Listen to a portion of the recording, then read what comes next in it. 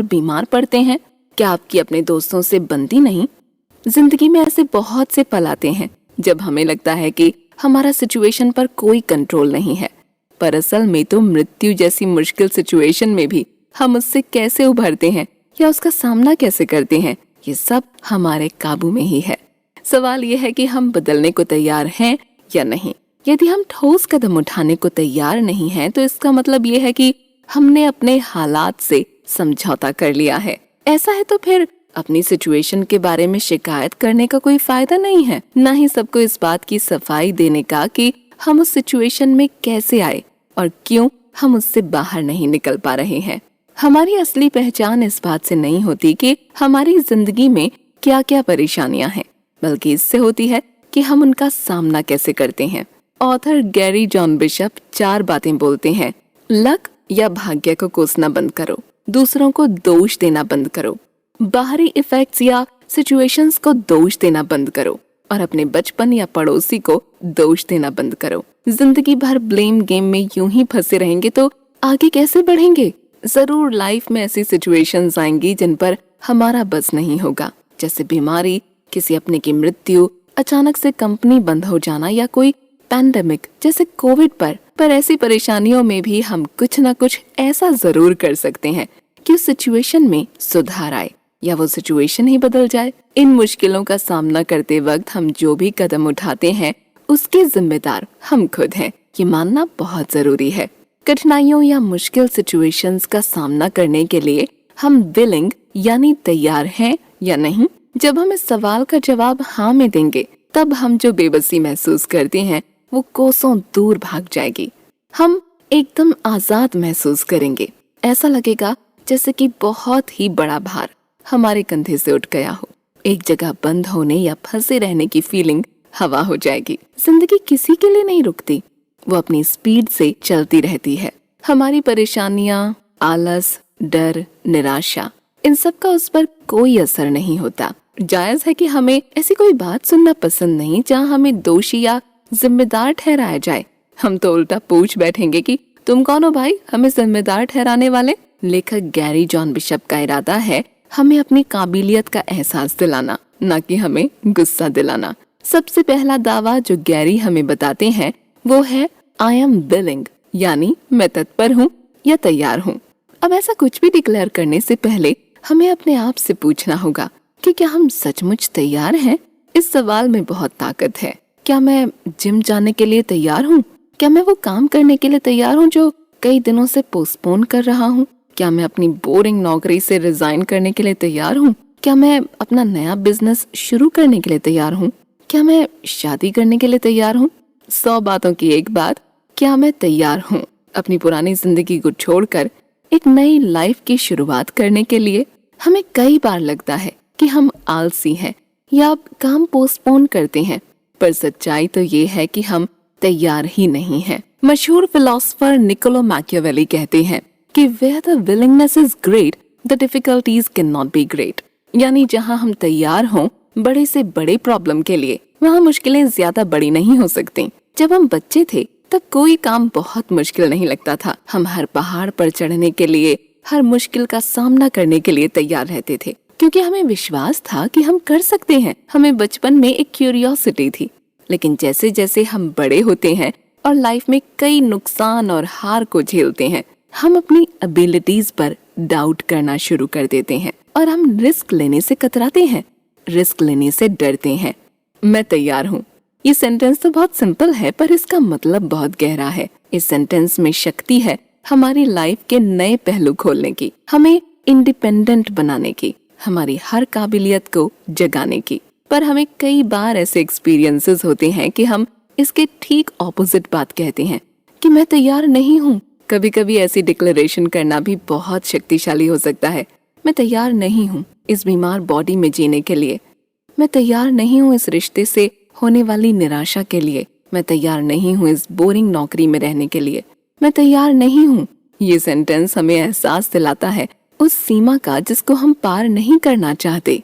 यानी कि जब हमें लगे कि हम एक बोरिंग, डिससैटिस्फाइड लाइफ जीने को तैयार नहीं है, तभी हम खुद में एक बदलाव लाएंगे। तभी हम अपने आप से झूठ बोलना बंद करेंगे और अपनी लाइफ को सुधारने के लिए कड़ी मेहनत करेंगे। हम में एक अर्जेंसी का भाव पैदा होता है कि अब बस। हमारी सिचुएशन पर डिपेंड करता है कि हमें इन 2 सेंटेंसेस, मैं तैयार हूँ या मैं तैयार नहीं हूँ, में से किससे ज्यादा प्रेरणा मिलती है। अब सवाल ये है कि उस समय का क्या किया जाए जब हम कुछ बदलाव लाने को तैयार ही ना महसूस कर रहे हो।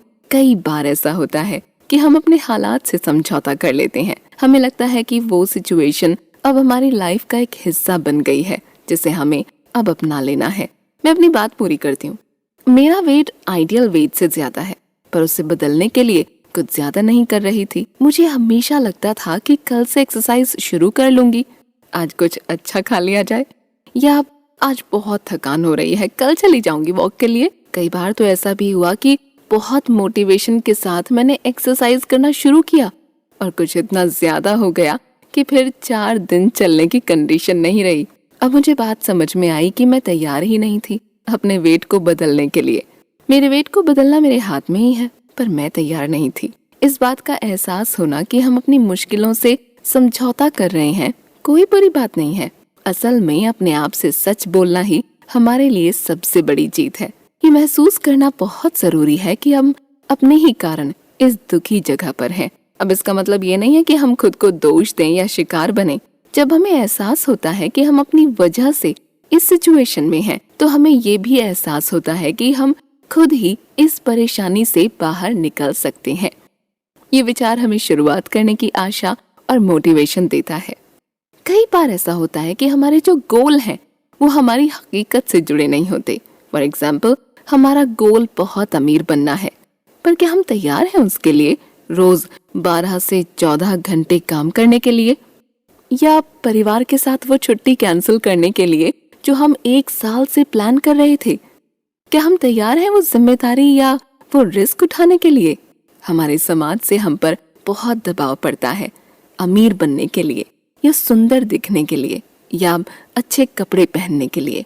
कई बार इन सामाजिक रुकावटों के पिंजरे में कैद होकर हम अपने लिए सोच ही नहीं पाते, हम अपनी पसंद नहीं समझ पाते। तो क्या हम इस दबाव में आकर अपनी क्वालिटी ऑफ लाइफ की कुर्बानी दे दें?